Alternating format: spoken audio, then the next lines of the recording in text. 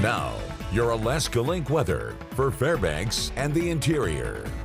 Just a week here into the month of May, but as we take just a quick look at that May summary, noting that we are slightly above normal in both the category of temperature and precipitation. So we'll see if we can keep up with that, as we are going to talk about some drier days with some warmer temperatures. So we'll see how that will continue to impact this trend that we've been under of dealing with some active weather, but still breaking into times of some sunshine, as we had areas of those even showers here into our Wednesday, noting that in our higher elevations traveling through the range, some of our highways even seeing some of that snowfall accumulation, creating some difficult travel. Richardson Highway, one of those areas to monitor, and along even Parks Highway as well. So we'll still talk about spots of precipitation, especially along the Alaska Range.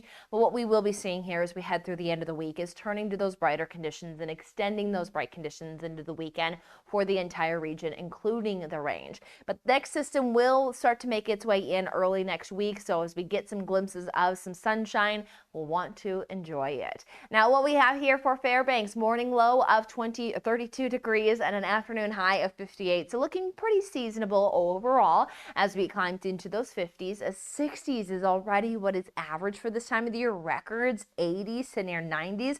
Nowhere have we been near that, but we'll try to get more of those 60s here with more of the sunshine in the forecast. Overall, very light and variable winds as we break into, again, more of a blue sky day for Thursday here for the local valley. We still note that, again, there are still some of those spots of precipitation noted for the range, so still we'll run into some of those intermittent chances for a rain to snow shower, still creating some of that slippery travel. And then here as we head into that Friday forecast, this is where we are going to see more of that blue sky around, and we're going to get those warm temperatures. So note that we are going to continue to talk about river breakup ongoing, so do stay wary near some of those waterways.